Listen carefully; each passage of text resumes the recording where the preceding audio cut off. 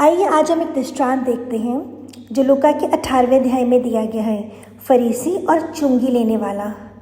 कि यीशु मसीह के द्वारा कही गई सबसे गहरी आत्मिक शिक्षाओं में से एक है। और ये 30 AD के आसपास ये दृष्टांत हुआ जब यीशु मसीह यरूशलेम और उसके आसपास के प्रदेश में उपदेश दे रहे थे।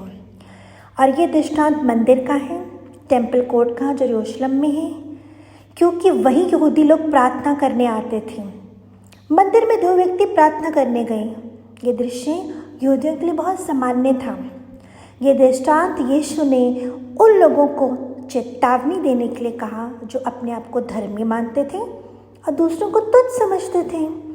उसने कुछ लोगों से जो अपने आप पर भरोसा रखते थे कि वे धर्मी हैं और दूसरों को तुच्छ जानते थे, ये दृष्टांत कहा लूका 18वें अध्याय में।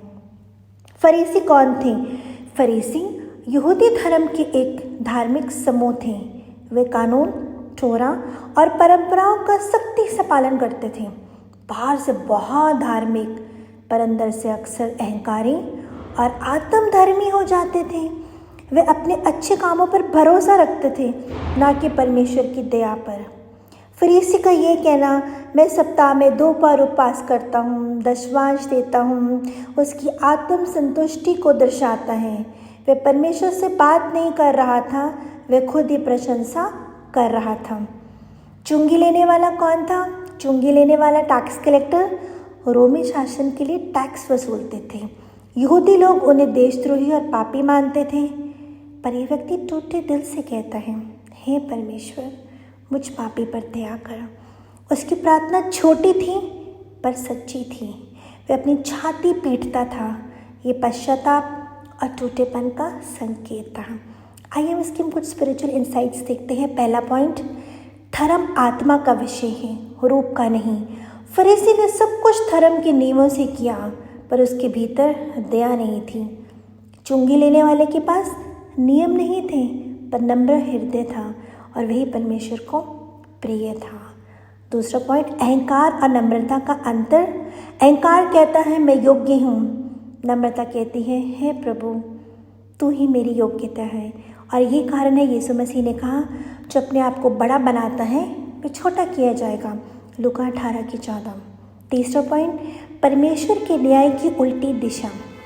संसार कहता है अच्छे कर्म करने वाला धर्मी है, पर परमेश्वर कहते हैं जो पश्चाताप करता है वही धर्मी ठहरता है। धर्मी ठहराना अनुग्रह से है, कामों से नहीं, क्योंकि तुम अनुग्रह से विश्वास के द्वारा उद्धार पाए हो, इफिसियों 2:8।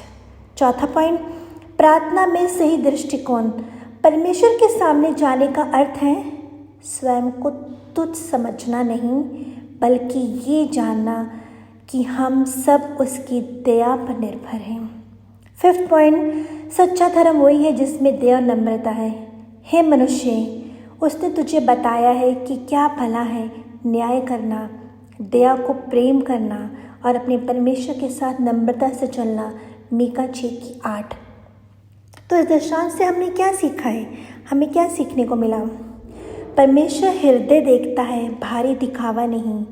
जो अपने अच्छे कामों पर गर्व करते हैं वे आत्मिक रूप से अंधे हैं। टूटा हुआ और सच्चा हृदय ही परमेश्वर का ध्यान आकर्षित करता है।